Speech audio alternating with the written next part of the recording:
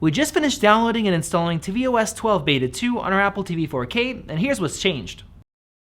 First off, there were some issues in the first beta that would cause our Apple TV to randomly exit out of applications when pressing the menu button. Now, Apple has fixed that, so it's definitely a much more reliable beta version to test out. At WWDC, Apple showed off the ability to see the location of aerial screensavers, but unfortunately, that feature still doesn't work in Beta 2. However, you can swipe and switch between aerial screensavers, which is really nice.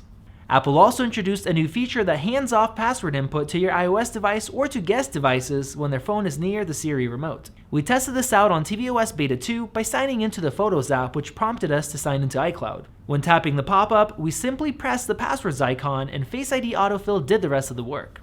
Password autofill also worked when logging into my Amazon account, but instead of an icon being displayed, I saw 2 emails that had corresponding passwords saved to my iCloud keychain. Selecting the correct email automatically inputted my information, which is a huge convenience if you use safe, long computer-generated passwords like I do.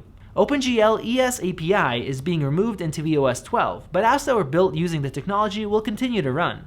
Instead, Apple is switching over to their Metal API, which takes advantage of modern GPUs to let your apps efficiently utilize the latest rendering techniques. And lastly, Atmos support is finally here. Atmos is the latest technology from Dolby, which adds sound from above you, making the home theater experience much more immersive.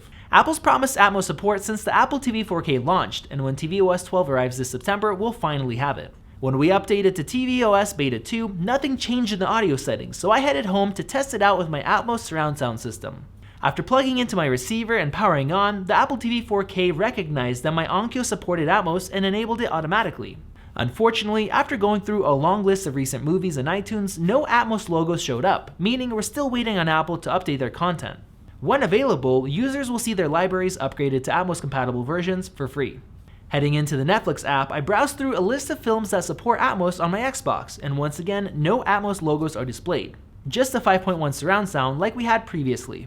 As a final test, I opened up Apple Music, and to my surprise, songs were played through all of my speakers, including the Atmos units mounted to the ceiling. Great. Now that Atmos is officially working, we hope iTunes and other apps add support sooner rather than later. If you enjoyed this video, like it and hit that subscribe button. Also, check out our price guide, which makes it extremely easy to find the best deals on Apple products, updated daily.